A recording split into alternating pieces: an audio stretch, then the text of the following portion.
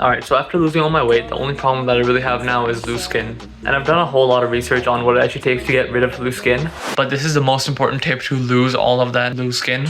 And I'm Eamon. I basically help people with mental and physical health reframes like these. Let's just get into it, right? So loose skin is obviously caused by, being very overweight and having all that fat actually stretch the skin out. And that basically means problems with collagen and elastin. So elastin is the kind of thing that makes a rubber band actually stretch, but it's for our bodies instead. Now, elastin and collagen are affected by age. So an aggressive cut. So if you weighed 250 in a couple of months, you go down to 190. Pregnancy, smoking, and diabetes can also affect this. And a couple more things is just hormones, right? So there's two main hormones that would affect your elastin and collagen. So there's catabolic hormones, which break down proteins, and there's anabolic hormones where you actually build more protein. So here's 10 things that you can actually do to fix it right now. So high intensity interval training, that's something like doing a metattack bike, just very, very hard for a couple of minutes and then have a couple of maybe 30-40 seconds of rest and go back into it. And it can help you be more anabolic and help fix the elastin and the collagen, just to make your loose skin go a little bit away.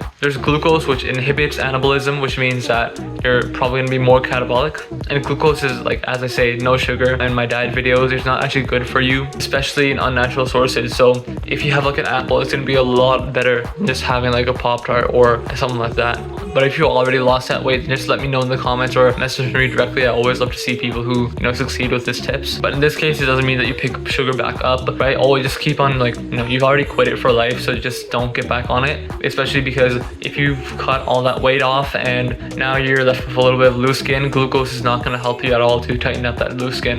And the third one, sleep is always a major factor no matter what you want to do. Sleep is kind of the prerequisite, because if you aren't sleeping, you aren't repairing your body at night properly. If you're not repairing your body properly, then if you're going to the gym, then you're not going to be making as many gains as possible. And obviously that means that your time in the gym is basically being wasted away. This is also the same for manual physical labor jobs. You're not really actually properly recovering from that, and you might be adding stress to your backbone, your knees, your joints, everything, right? If you aren't getting proper rest. The fourth one is insulin. So insulin triggers new elastin, and there's things like diabetes where you have insulin resistance or you don't have any insulin at all. So in both ways they have the same effect. And basically if you can't have the proper amount of insulin or effects of insulin, then it basically blocks the ability to do a lot of the healthy stuff in your body, including repairing the elastin and collagen. 5, fatty animal products. So don't just stop eating fat. Fat does not actually make you fat, and fat is actually necessary for having healthy skin. And if you already cut off all that weight, then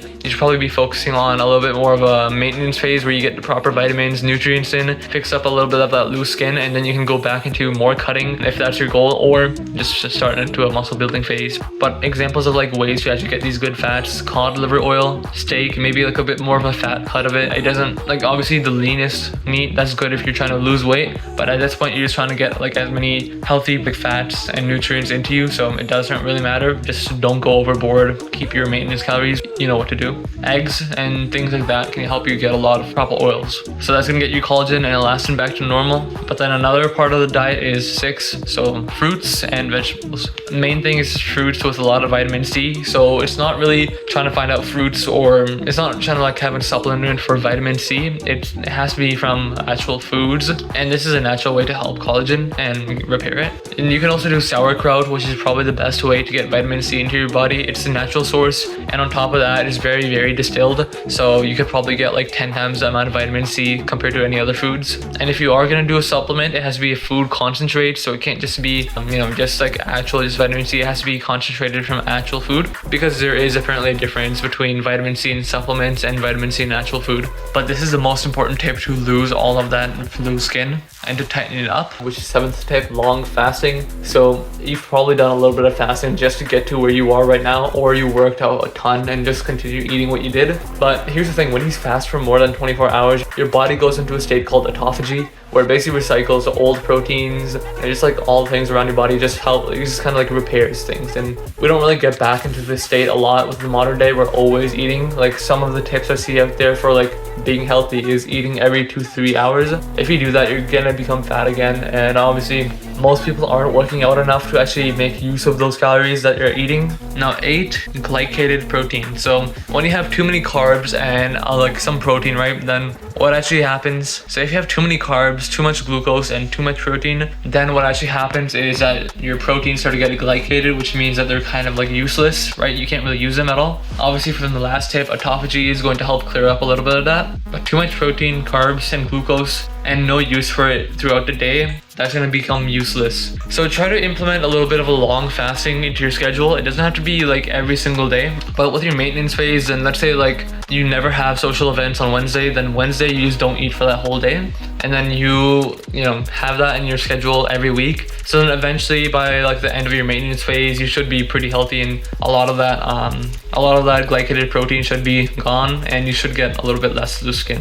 Now this is a thing that I would have done, but I didn't do it when I actually lost my weight, but you should probably do it. Okay, if you're overweight, then obviously you don't have that much muscle, right? If you cut down and get all that weight off, and then to the point where, you know, you're completely kind of skin and bones, and then at that point you have that loose skin and it doesn't really look good. So what you gotta do is just kind of do like a long fast, right? So 24 hours plus, that's when autophagy kicks in.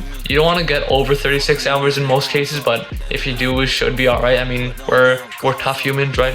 But then after like a couple of weeks with that maintenance phase, trying to get the loose skin cleared up, get your body healthy, then you can continue with a muscle building phase. Do this before, because if you do it when you have some amount of muscle, then you're not gonna really have enough protein to sustain that muscle, and your body's probably gonna be breaking down some of your muscles just to get some energy so it can get throughout the day. And obviously you've got to work up to that, so you can't really just start off like with a 24-hour fast immediately. You're gonna have to work your way up to that. Number 8 is having muscle to fill out that space. So for a lot of people, they have flabby skin under their triceps. So like right here, they would have flabby skin, right? I used to have flabby skin. It's a little bit flabby still, I guess, but I filled it out a lot with my triceps, so you can't really see it. Before, it kind of like used to just like sag around like this. But in most cases, you're probably gonna have a flabby stomach. So in that case, you'd probably have to fill out that lower 2-pack with like hanging leg raises or something like that. Some sort of ab exercise to actually fill it up. Now the last thing, which actually helped me a decent amount, is cold and hot contrast showers. So get into the shower, set the shower to the coldest setting possible, get in there, right? And be in there for a couple of seconds more than you actually have to